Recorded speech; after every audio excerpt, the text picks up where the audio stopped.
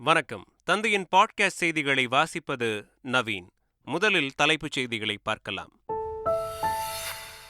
உலகக்கோப்பை கிரிக்கெட் அரையிறுதியில் நியூசிலாந்து அணியை 70 ரன்கள் வித்தியாசத்தில் இந்திய அணி வீழ்த்தி அபார வெற்றி. இறுதிப் போட்டிக்கு 4வது முறையாக நுழைந்தது இந்தியா. ஒருநாள் கிரிக்கெட் போட்டிகளில் 50 சதங்கள் விளாசி சச்சின் டெண்டுல்கரின் சாதனையை முறியடித்தார் விராட் கோலி. ஒரு உலகக்கோப்பை தொடரில் அதிக ரன்கள் எடுத்த வீரர் என்ற புதிய சாதனையும் படைத்தார்.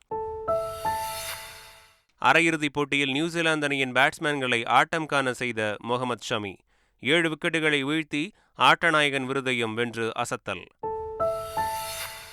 அனைவரின் தனிச்சிறப்பான ஆட்டத்தால் இந்தியா மகத்தான வெற்றி பெற்றதாக பிரதமர் மோடி புகழாரம். முகமது ஷமியை எதிர்வரும் தலைமுறையும் போற்றி புகழும் எனவும் வாழ்த்து. 10, 11, 12ஆம் வகுப்பு பொதுத் தேர்வுக்கான அட்டவணையை இன்று வெளியிடுகிறார் அமைச்சர் அன்பில் மகேஷ் பொய்யாமொழி. காலை 9:30 மணிக்கு தேர்வு அட்டவணை வெளியாகிறது. தொடர் கனமழை காரணமாக மயிலாடுதுறை மாவட்டத்தில் நீரில் மூழ்கிய 10,000 ஏக்கர் சம்பா பயிர்கள். பருவமழையை நம்பி பயிரிட்ட விவசாயிகள் வேதனை. மழை வெள்ளத்தால் பாதிக்கப்பட்ட பயிர்களை காக்கும் வழிமுறைகளை வீடியோவாக வெளியிட்ட வேளாண் துறை. உடனடியாக நீரை வடிகட்ட தேவையான நடவடிக்கைகளை மேற்கொள்ள அறிவுறுத்தல். மழைக்கால விடுமுறை அளிப்பதில் 7 வகையான விதிமுறைகளை பின்பற்ற பள்ளிக்கல்வித்துறை உத்தரவு. அதிக மழை பெய்தால் மட்டுமே பள்ளிகளுக்கு விடுமுறை அறிவிக்க வேண்டும் எனவும் அறிவுறுத்தல். மறைந்த சுதந்திர போராட்ட வீரர் சங்கரையாவுக்கு சென்னை பெசன்ட் நகரில் இன்று காலை 11 மணிக்கு இறுதிச் சடங்கு. இறுதிச் சடங்கில் சீதாராம் யெச்சூரி, கேரள அமைச்சர்கள் உள்ளிட்டோர் பங்கேற்க உள்ளதாக அறிவிப்பு. இனி விரிவான செய்திகள். வங்கக்கடலில் நிலை கொண்டிருந்த ஆழ்ந்த காற்றழுத்த தாழ்வு பகுதி மேற்கு வடமேற்கு திசையில் நகர்ந்து காற்றழுத்த தாழ்வு மண்டலமாக வலுப்பெற்றுள்ளது. இது ஆழ்ந்த காற்றழுத்த தாழ்வு மண்டலமாக இன்று வலுப்பெறக்கூடும் என்று எதிர்பார்க்கப்படுகிறது. பின்னர் வடக்கு வடகிழக்கு திசையில் நகர்ந்து 17ஆம் தேதி காலை வடமேற்கு வங்கக்கடலில் ஒடிசா கடற்கரை பகுதியில் நிலவக்கூடும் என்று எதிர்பார்க்கப்படுகிறது. இதன் காரணமாக சென்னை, கடலூர், நாகப்பட்டினம், எண்ணூர், காட்டுப்பள்ளி, புதுச்சேரி, காரைக்கால், பாம்பன், தூத்துக்குடி, ராமேஸ்வரம் ஆகிய 10 துறைமுகங்களில் 1ஆம் எண் புயல் எச்சரிக்கை கூண்டு ஏற்றப்பட்டுள்ளது. மறைந்த தலைவர் சங்கரையாவின் இறுதிச் சடங்கு பெசன்ட் நகர் மின் மயானத்தில் இன்று காலை 11 மணியளவில் நடைபெறுகிறது. மார்க்சிஸ்ட் கம்யூனிஸ்ட் கட்சியின் முதுபெரும் தலைவர் சங்கரையா சென்னையில் காலமானார். அவருக்கு வயது 102. சங்கரையா இறப்பிற்கு முதலமைச்சர் ஸ்டாலின் இரங்கல் தெரிவித்துள்ளார். அவரது மார்க்சிஸ்ட் கம்யூனிஸ்ட் கட்சி தோழர்களுக்கும் தமிழ்நாட்டுக்கும் எப்போதும் ஈடு செய்ய முடியாத இழப்பாகும் என்றும் தமது இரங்கல் அறிக்கையில் அவர் குறிப்பிட்டுள்ளார். இதேபோல எதிர்க்கட்சித் தலைவர் எடப்பாடி பழனிசாமி, சசிகலா உள்ளிட்ட தலைவர்களும் இரங்கல் தெரிவித்துள்ளனர்.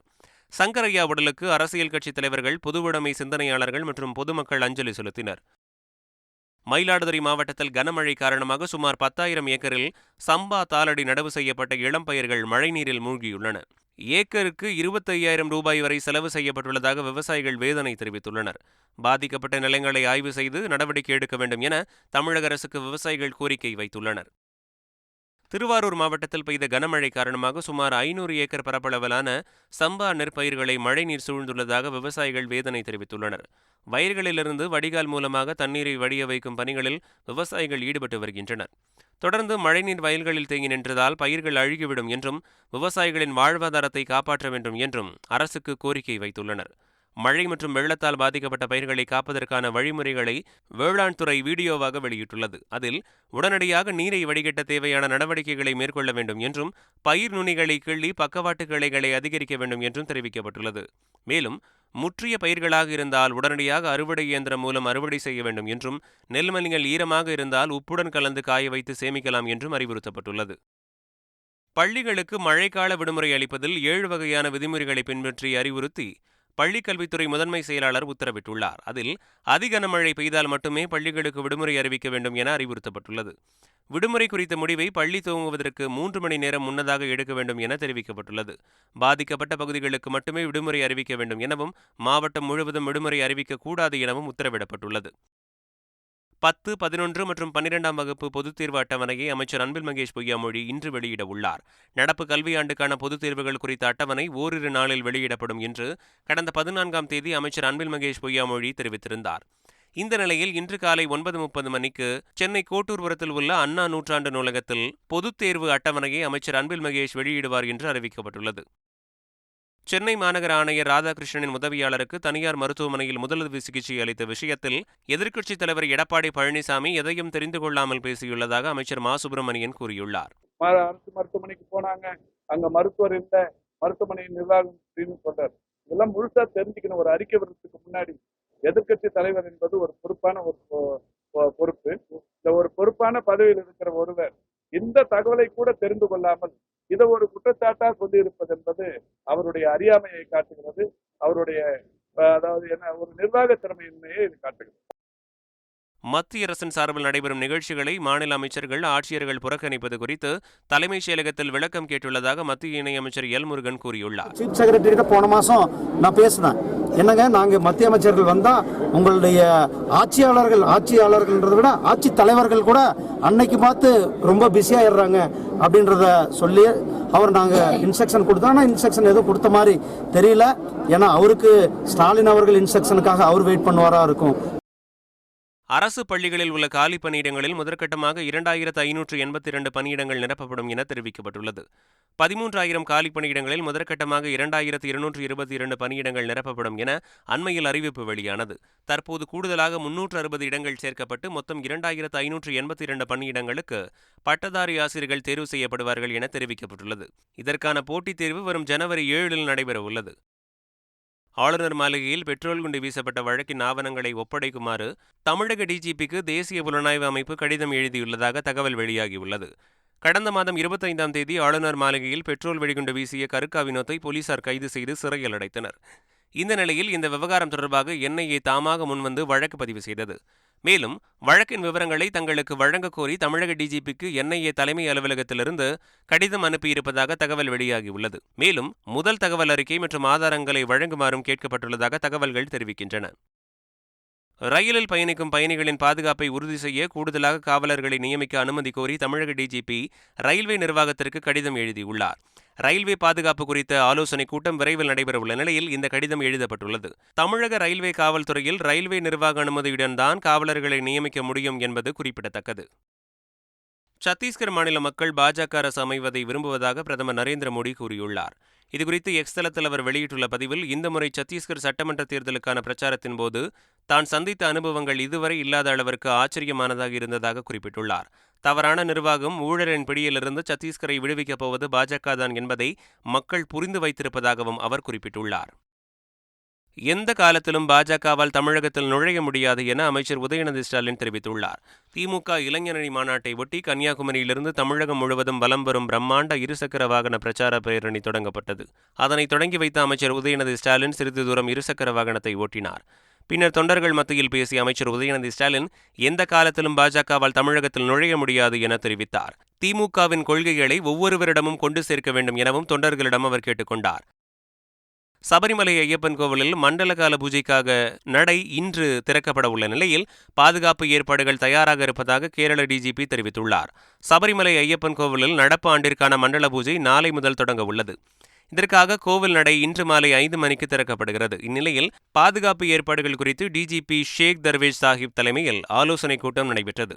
கூட்டத்திற்கு பின் செய்தியாளர்களை சந்தித்த டிஜிபி 6 கட்டங்களாக 13,000 போலீசார் பாதுகாப்பு பணியில் ஈடுபட இருப்பதாகவும் குழந்தைகள், பெண்கள் பாதுகாப்பிற்காக சிறப்பு ஏற்பாடுகள் செய்யப்பட்டுள்ளதாகவும் தெரிவித்தார்.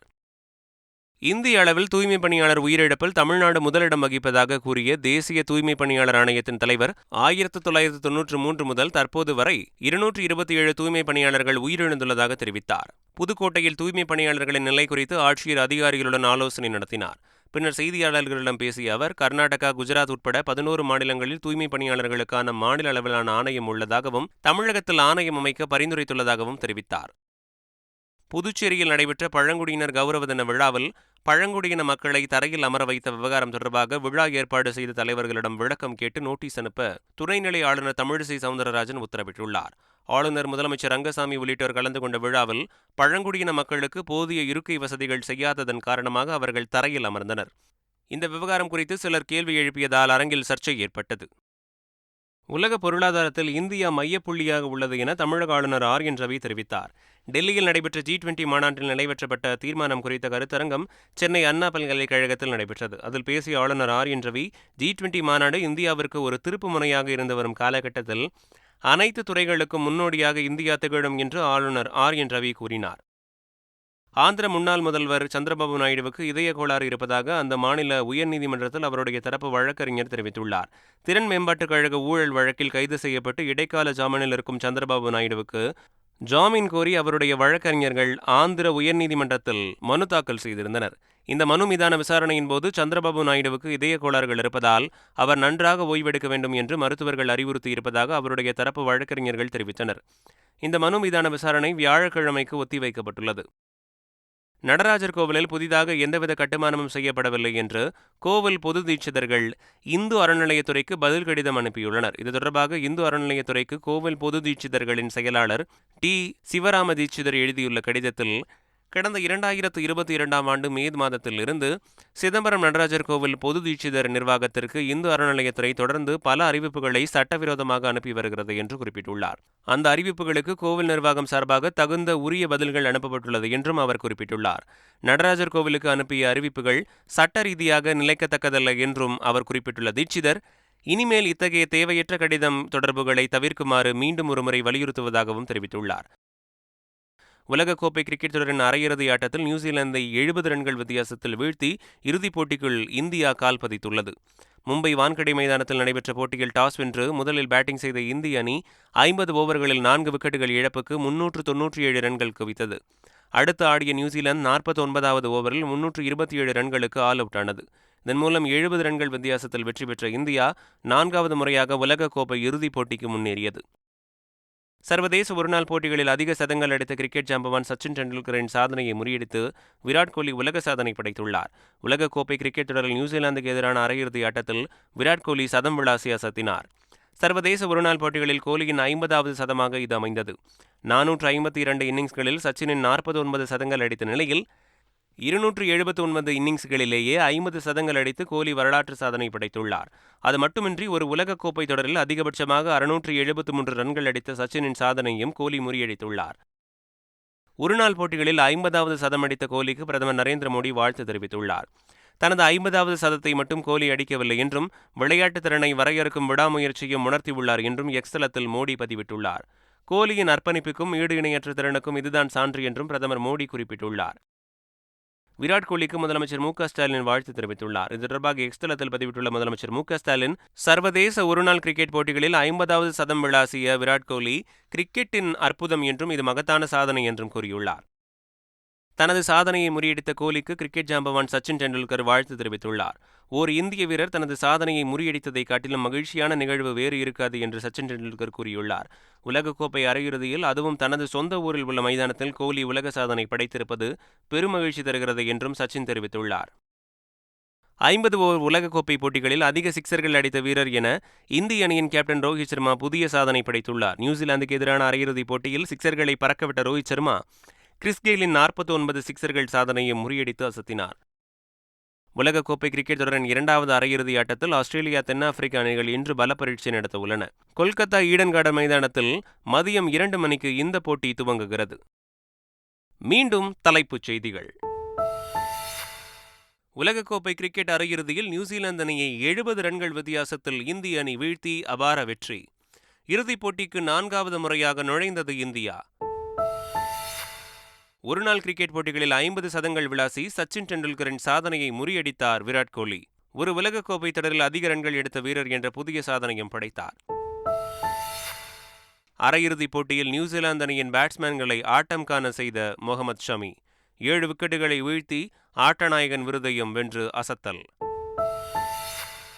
அனைவரின் தனிச்சிறப்பான ஆட்டத்தால் இந்தியா மகத்தான வெற்றி பெற்றதாக பிரதமர் மோடி புகழாரம். முகமது ஷமியை எதிர்வரும் தலைமுறையும் போற்றி புகழும் எனவும் வாழ்த்து. 10, 11, 12ஆம் வகுப்பு பொதுத் தேர்வுக்கான அட்டவணையை இன்று வெளியிடுகிறார் அமைச்சர் அன்பில் மகேஷ் பொய்யாமொழி. காலை 9:30 மணிக்கு தேர்வு அட்டவணை வெளியாகிறது. தொடர் கனமழை காரணமாக மயிலாடுதுறை மாவட்டத்தில் நீரில் மூழ்கிய 10,000 ஏக்கர் சம்பா பயிர்கள். பருவமழையை நம்பி பயிரிட்ட விவசாயிகள் வேதனை. மழை வெள்ளத்தால் பாதிக்கப்பட்ட பயிர்களை காக்கும் வழிமுறைகளை வீடியோவாக வெளியிட்ட வேளாண் துறை. உடனடியாக நீரை வடிகட்ட தேவையான நடவடிக்கைகளை மேற்கொள்ள அறிவுறுத்தல். மழைக்கால விடுமுறை அளிப்பதில் 7 வகையான விதிமுறைகளை பின்பற்ற பள்ளிக்கல்வித்துறை உத்தரவு. அதிக கனமழை பெய்தால் மட்டுமே பள்ளிகளுக்கு விடுமுறை அறிவிக்க வேண்டும் எனவும் அறிவுறுத்தல். மறைந்த சுதந்திர போராட்ட வீரர் சங்கரையாவுக்கு சென்னை பெசன்ட் நகரில் இன்று காலை 11 மணிக்கு இறுதிச் சடங்கு. இறுதிச் சடங்கில் சீதாராம் யெச்சூரி, கேரள அமைச்சர்கள் உள்ளிட்டோர் பங்கேற்க உள்ளதாக அறிவிப்பு. இத்துடன் செய்திகள் நிறைவடைகின்றன. வணக்கம்.